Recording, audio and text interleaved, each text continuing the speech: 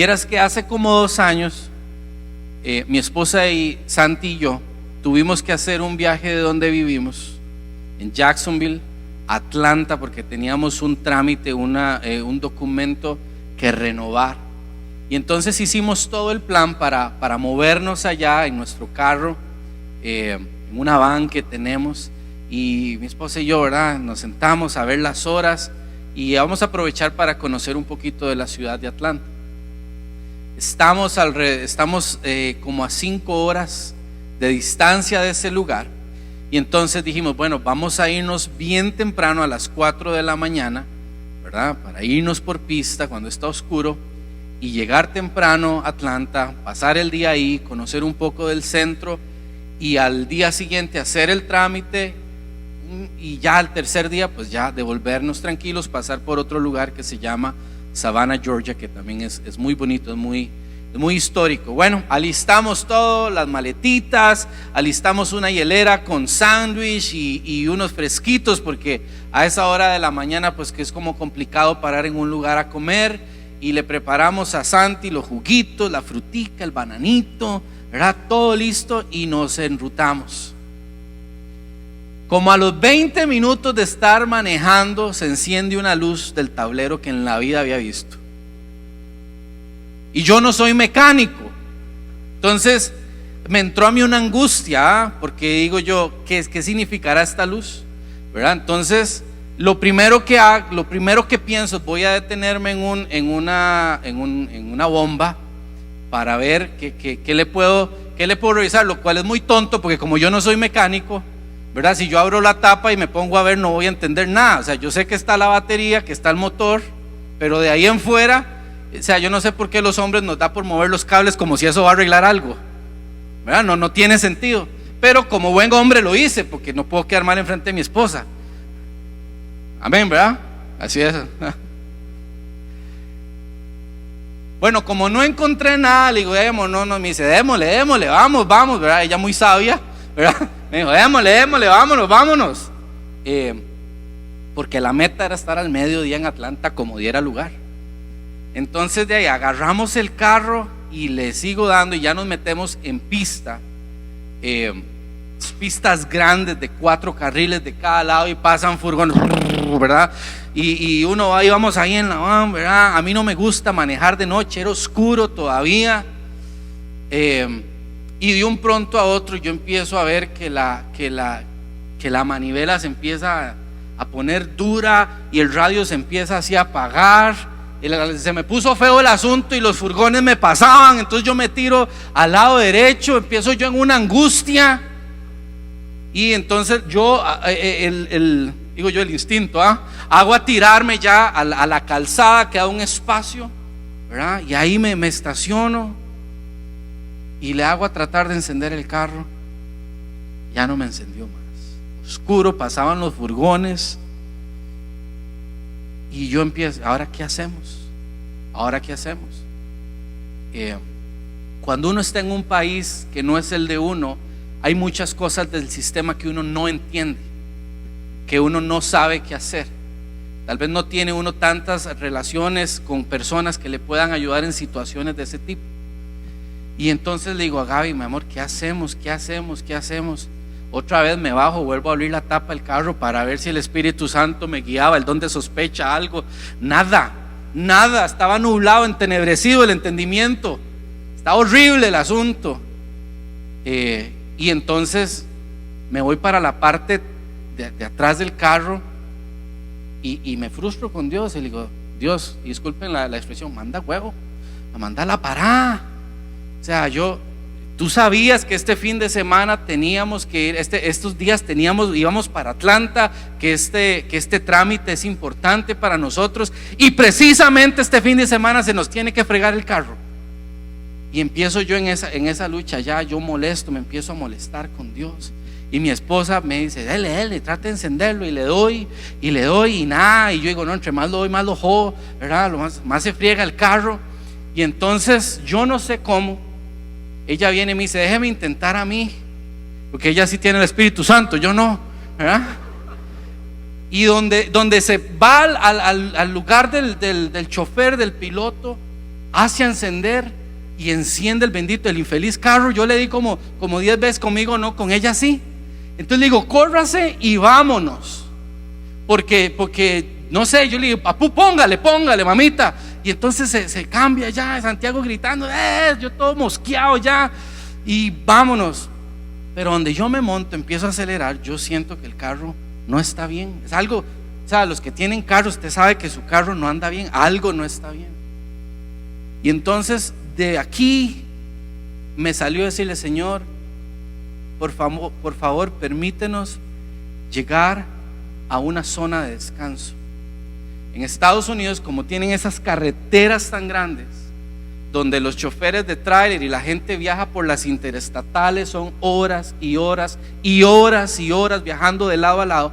Hay cada cierta distancia, hay lugares que se llaman resting areas, zonas de descanso, donde la gente para, se baja al baño, toman un respiro, van a las maquinitas donde uno le echa una platica y le sale un juguito, unas galletitas, o hasta se echan un sueñito, ¿verdad?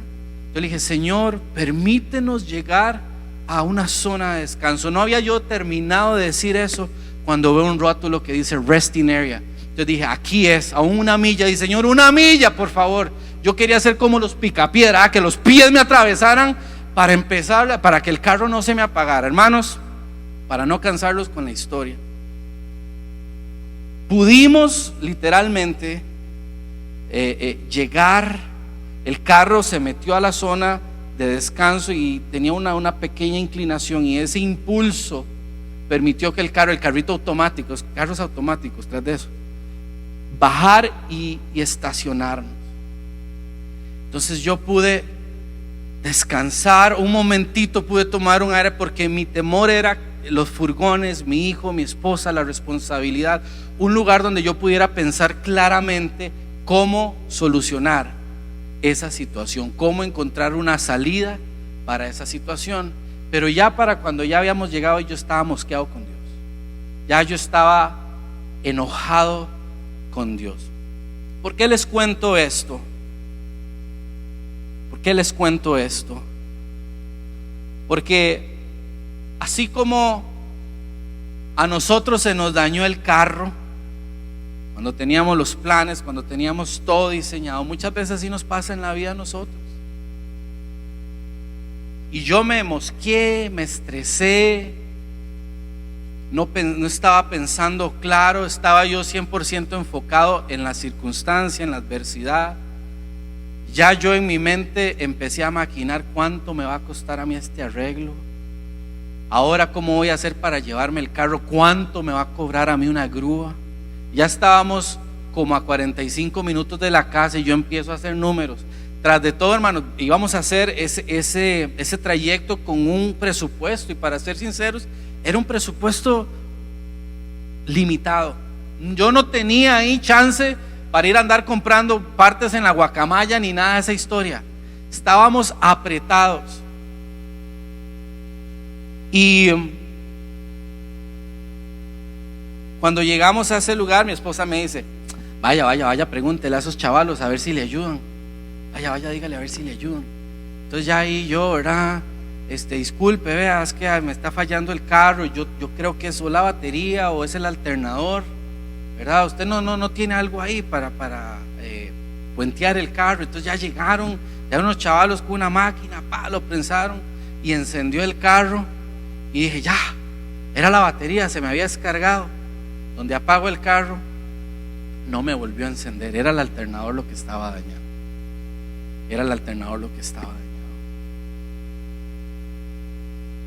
Y entonces tuve ahí una discusión interna con el Señor. Y mientras Gaby se fue a comprar unas cositas ahí para Santiago, ella un cafecito en la mañana, yo me senté así obstinado, amargado, peleando yo solo con el Señor, y le decía, Dios, ¿por qué permites que estas cosas pasen? Ahora, esto es una pequeñez, tal vez nada más quiero ilustrar lo que quiero para darles algo en esta noche.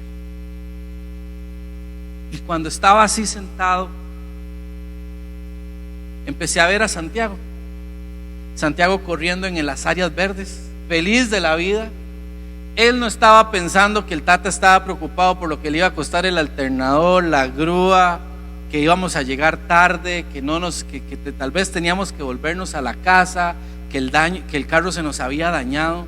Él estaba feliz corriendo, y Dios me habló a mi corazón y me dijo: mira a tu hijo. Él está tranquilo, él está relajado, él está disfrutando nada, porque él sabe que el papá tiene cuidado de él. Y Dios me trajo una impresión a mi corazón y me recordó, eso caló a mi corazón, y era: yo tengo cuidado de ti. Tú me pediste una área de descanso, te traje un área de descanso, ahora te toca descansar. Y yo no sé cómo vino usted en esta noche. Tal vez usted está lidiando con circunstancias, con situaciones, con rollos internos, situaciones en tu familia, en tu matrimonio, con tus hijos. Tal vez es el área económica, el área laboral. Póngale la etiqueta que usted quiera. Pero estás bregando, estás luchando en tu alma con situaciones. No creo que Dios te haya traído de casualidad a este lugar, sino que Él quiere hacerte una invitación en esta noche, y es: ven a descansar en mí. La preocupación es un estado natural en todos nosotros.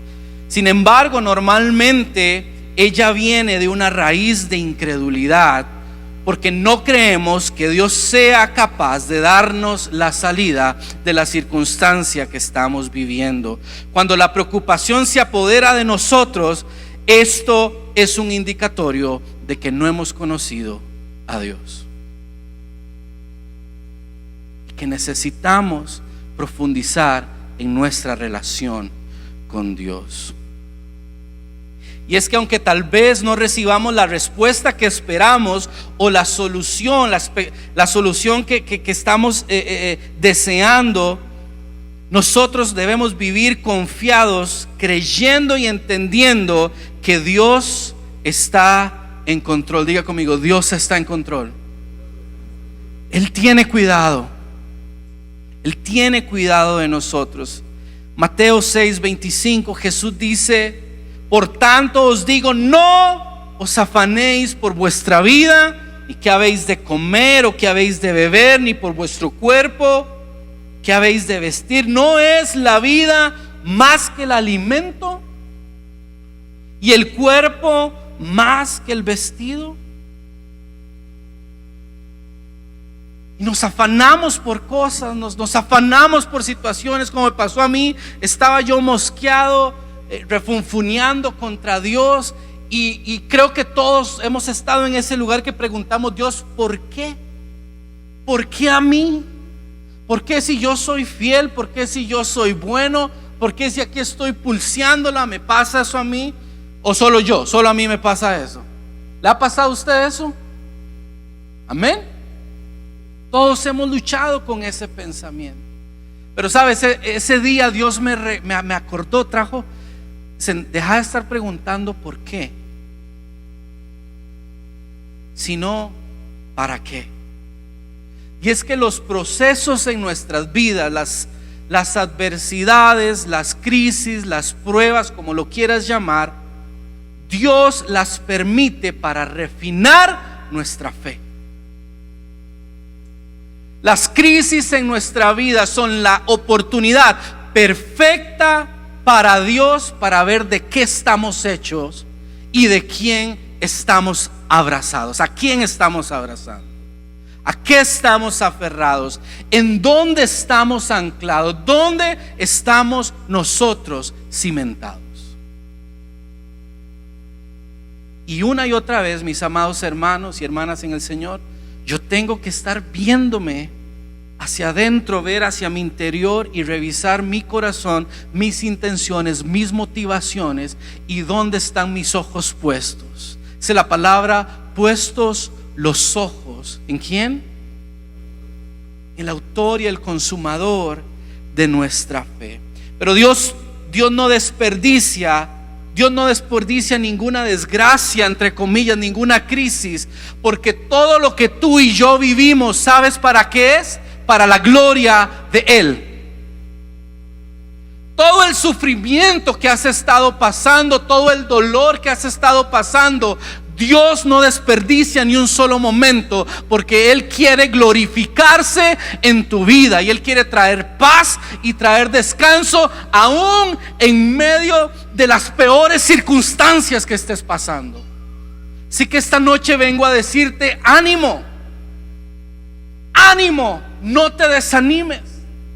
Tal vez usted me dice: Warner, sí, bueno, pero lo suyo fue un alternador, eso no es nada. Usted no sabe lo que yo estoy viviendo. Usted no sabe la situación con la que yo estoy lidiando. Usted no sabe la condición de mi matrimonio. Eso está muerto, eso huele feo ya.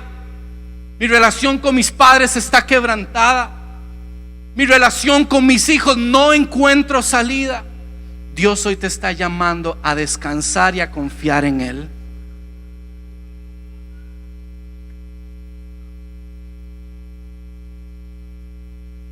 Cuando yo decido descansar en Dios, le estoy cediendo el control de la situación a Él. Le estoy diciendo a Dios: hice lo humanamente posible, ahora te toca a ti.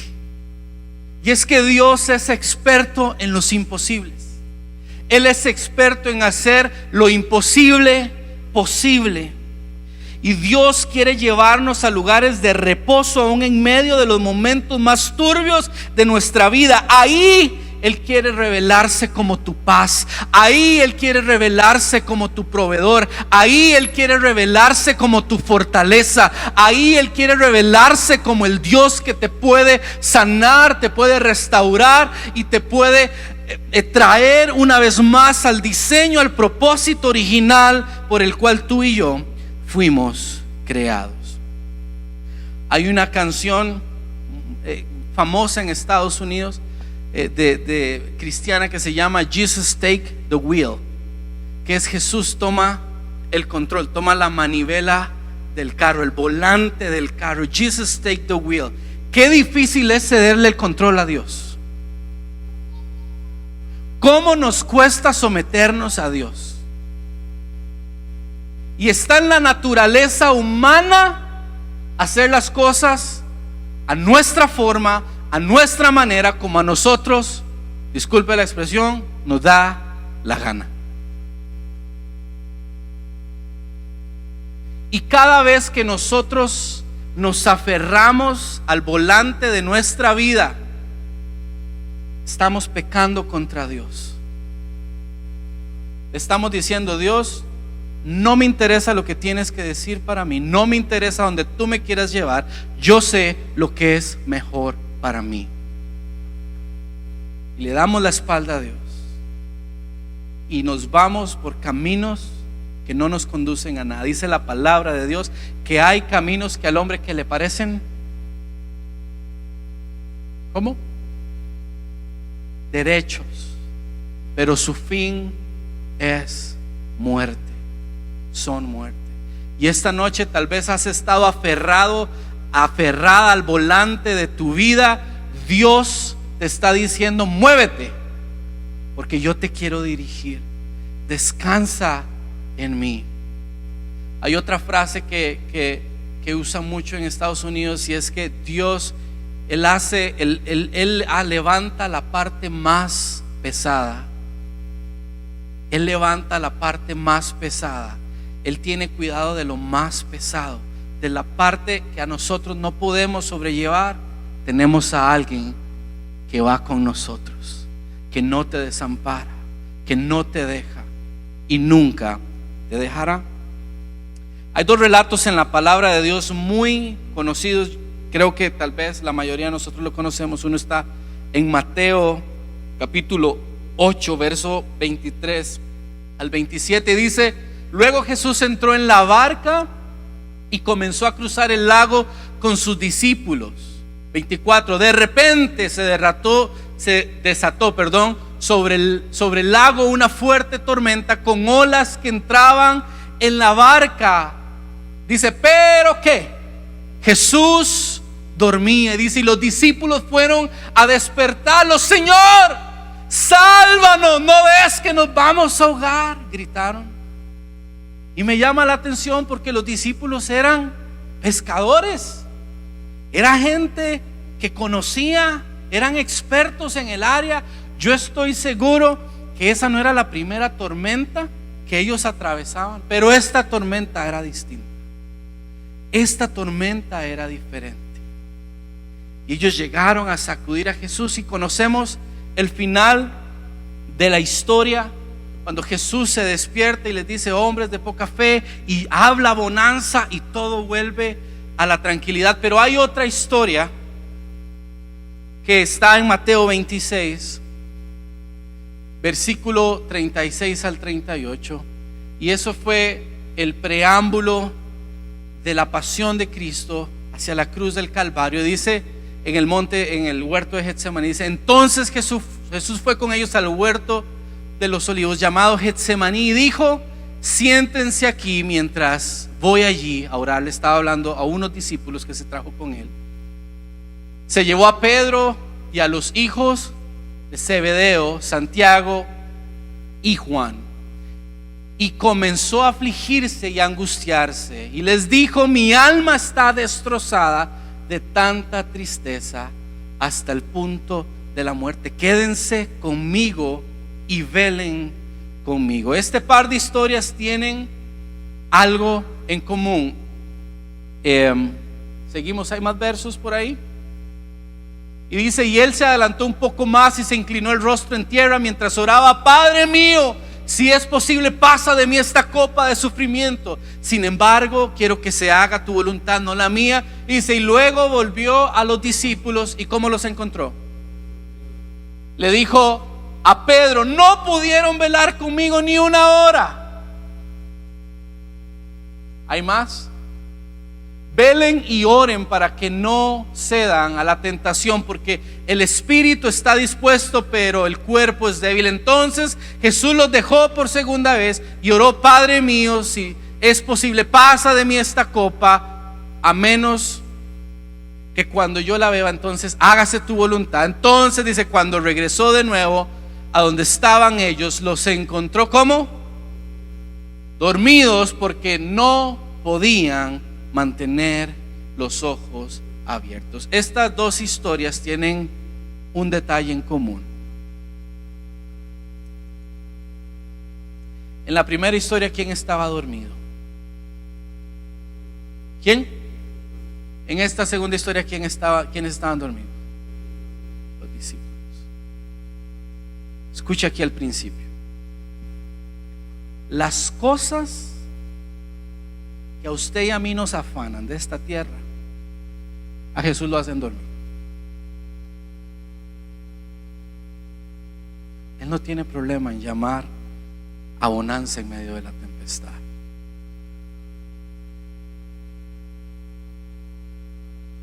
Pero las cosas que mantienen el corazón de Cristo despierto, normalmente nosotros estamos dormidos.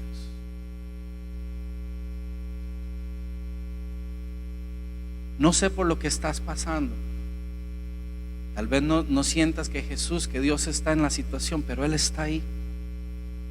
Él tiene control. Pero lo que pasa es que cuando vivimos en constante preocupación y no hallamos descanso y contentamiento y paz en Él, pasamos distraídos. Nos distraemos del propósito por el cual estamos en esta tierra. Dios te creó a ti para llevar gloria al nombre de Jesús, para que lleves gloria al nombre de Dios en tu trabajo, en tu matrimonio, en la vida de tus hijos, en la universidad, en el contexto en el que tú estás. Dios quiere que refleje su gloria y le demos más adoración a Él. Él desea que nos mantengamos despiertos y atentos a lo que está en su corazón. Entonces, si decimos que conocemos a Dios, confiemos en Él, hermanos y hermanas, en el Señor. Confiemos en Él, confía en Él, confía en Él.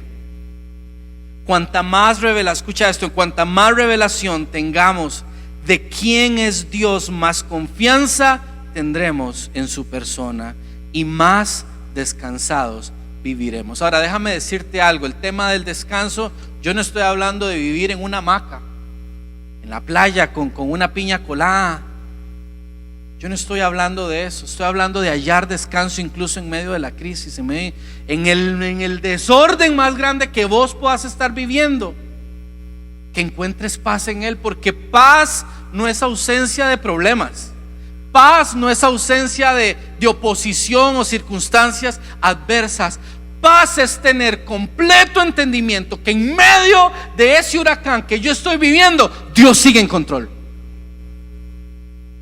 Y que yo, mi persona y los míos están en las manos de Dios.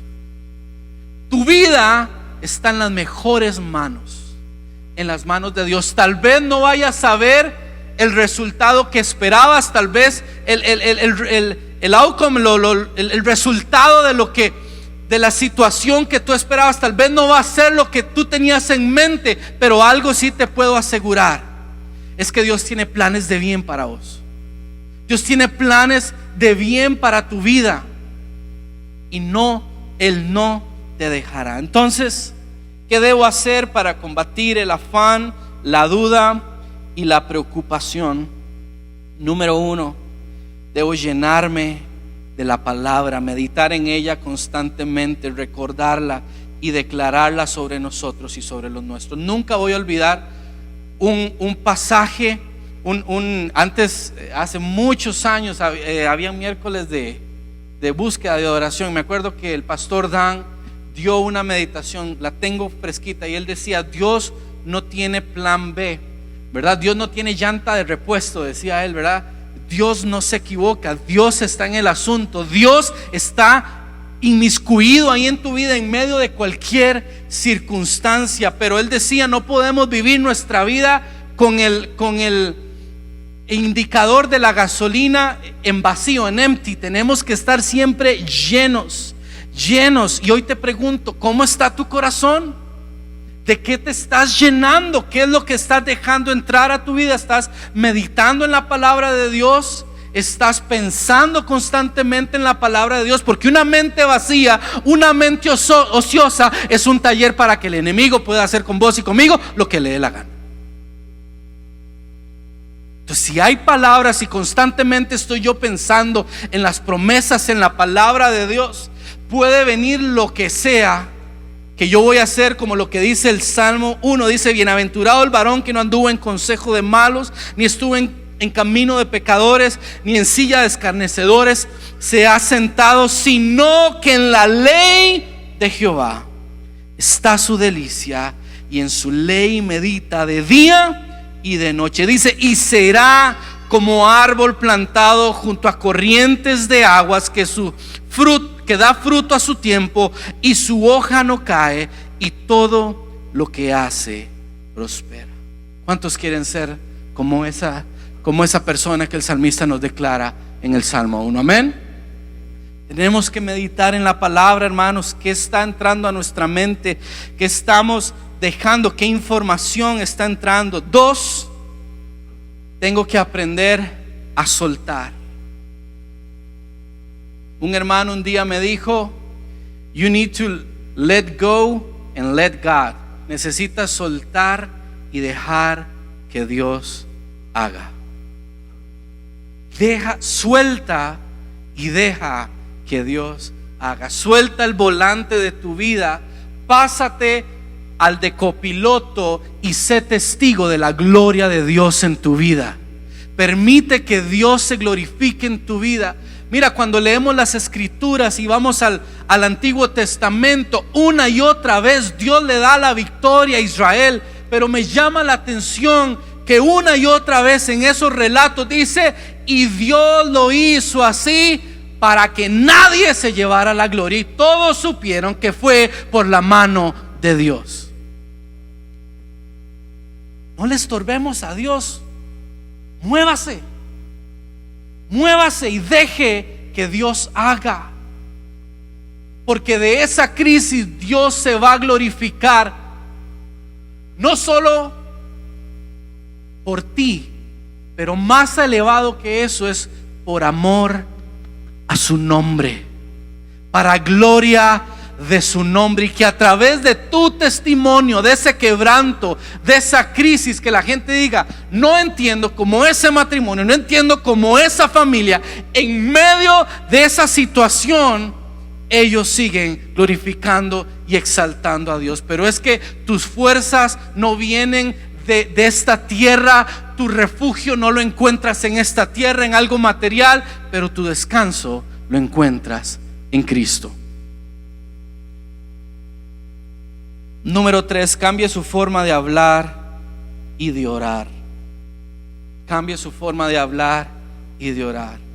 Repito, no sea como yo, que dije: ¿por qué, Dios? ¿Por qué me pasa esto? No, Dios, ¿qué me quieres enseñar? ¿Qué me quieres enseñar? Yo recuerdo cuando nuestra mamá partió con el Señor, una de las cosas que mi hermano siempre nos decía era: Señor, que a través de esta situación oramos y el milagro no sucedió como nosotros esperábamos, pero Señor, que de esto podamos conocerte más a ti. Que en medio de este socollón, si algo queda, es que yo estoy anclado en tu verdad. Si algo queda, es que te he conocido más a ti. Si algo queda, es que mi esperanza y mi fe están en ti. Y número 4, cierre sus oídos de las palabras de incredulidad de las personas. Ojo con lo que entra. Apártese de la gente que habla incredulidad, que habla desánimo. Rodéese de gente que hable la palabra de Dios, de gente que te haga crecer en la palabra de Dios, de gente que te haga amar y anhelar más su palabra, su presencia. Ustedes tienen la preciosa bendición de estar en una comunidad que ama a Dios. Aquí está la presencia de Dios.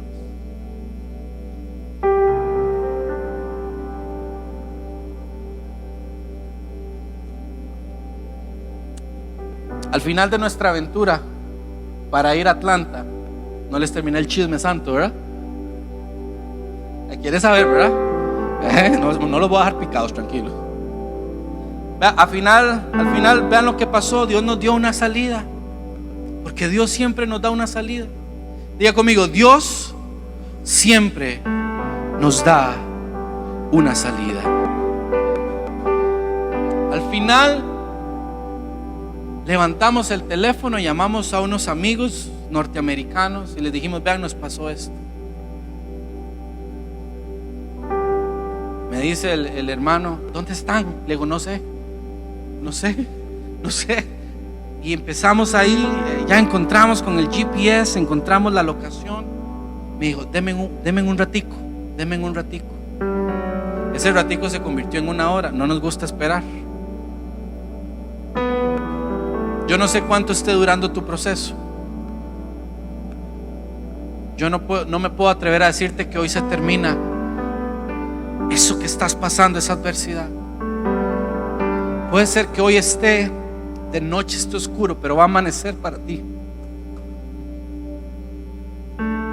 Toma coraje, porque va a amanecer para ti. Y entonces ya como a los 45 minutos ya recibo una llamada y nos dicen: tranquilos, ya va una grúa por ustedes, y esa grúa los va a llevar a un taller que está como a 15 minutos en una ciudad que se llama Lake City, un pueblito donde esos de películas, así, donde pasan los rollos así. Y yo en mi mente digo: hey, sí, Tuanis, pero yo no tengo plata. O sea, tengo un presupuesto y dentro del presupuesto no tengo para pagar. En segundos estás pensando, y me dice el hermano: y no se preocupen, porque ya está pago el arreglo del carro. Vayan. Rapidito llegó la grúa, nos montamos. A veces uno no disfruta las experiencias porque está muy afanado. Y yo veo a mi hijo, él montado en la grúa, con los ojos abiertos, vea un gorila ahí manejando. Legítimo la película, así un gorila sin dientes, manejando, yo asustado. Yo aquí he hecho un puño con Gaby. Santiago feliz, donde nos llevaba en una plataforma. Ya nos dejaron ahí. Nos dice el chavalo del taller, dice, sí, es el alternador.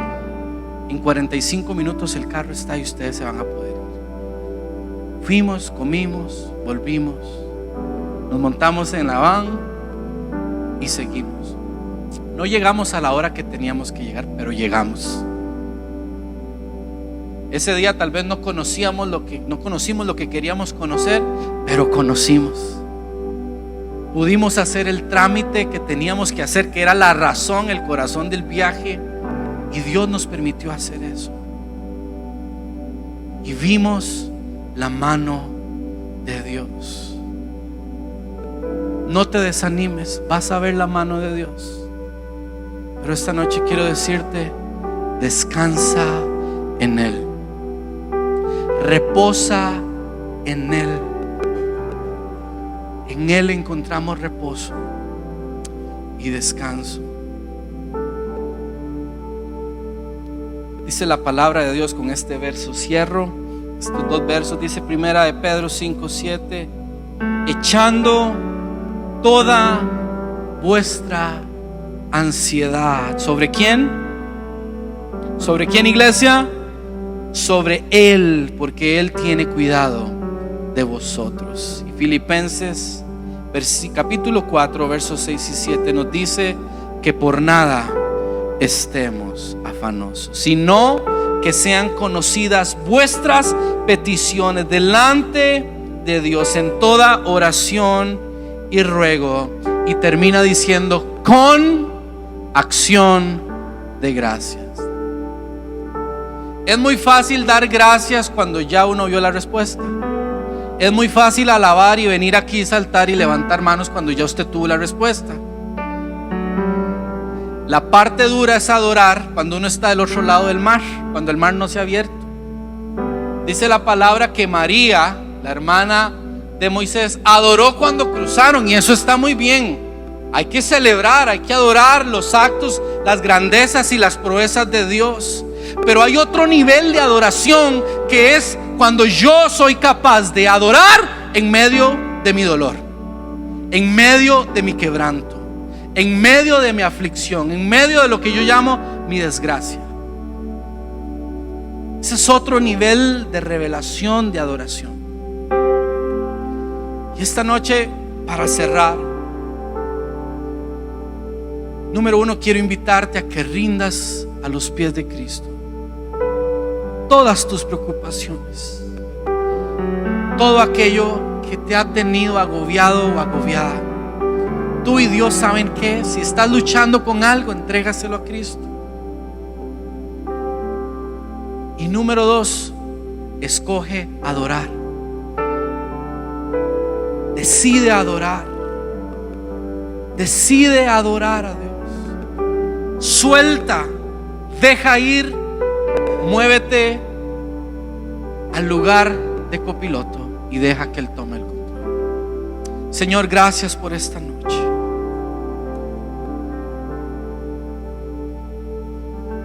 Señor, gracias por tu palabra. Tu palabra es fiel, es verdadera. Yo quiero orar por cada persona en este lugar. Dios, tú ves los corazones, yo no puedo. Tú sabes cada circunstancia, cada situación, cada problema.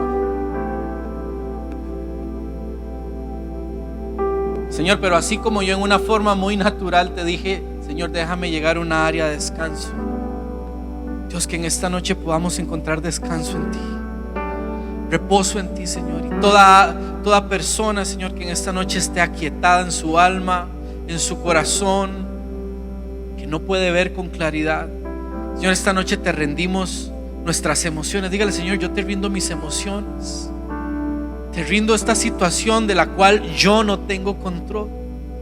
Y en esta noche decido descansar en ti, Señor. Decido reposar en ti. Tú tienes cuidado de mí. Tú tienes cuidado de mi matrimonio, de mi familia. Tú tienes cuidado de mis hijos, de nuestra economía. Dios, ayúdame a reposar en ti. Esta noche rendimos todo lo que somos, Señor. toda nuestra vida. Ayúdanos, Señor, y te pedimos perdón si no nos hemos llenado del consejo de tu palabra, si hemos estado aprestos a llenarnos de chisme, de entretenimiento, de otras cosas, pero nuestra mente, nuestra alma, nuestro espíritu, nuestro corazón no está lleno de tu consejo. Señor, esta noche nos arrepentimos. Te pedimos perdón, Señor. Jesús, límpianos con tu sangre preciosa. Límpianos, Señor. Y llévanos en medio de cualquier circunstancia a un lugar de descanso donde te pueda adorar, donde te pueda exaltar, Señor Jesús. Esta noche así lo oramos, así lo pedimos, Jesús. Dice el Salmo 42, hermanos y hermanas en el Señor.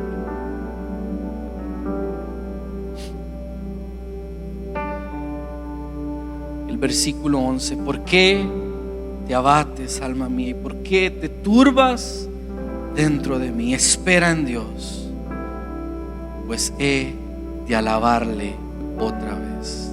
Él es la salvación de mi ser y mi Dios.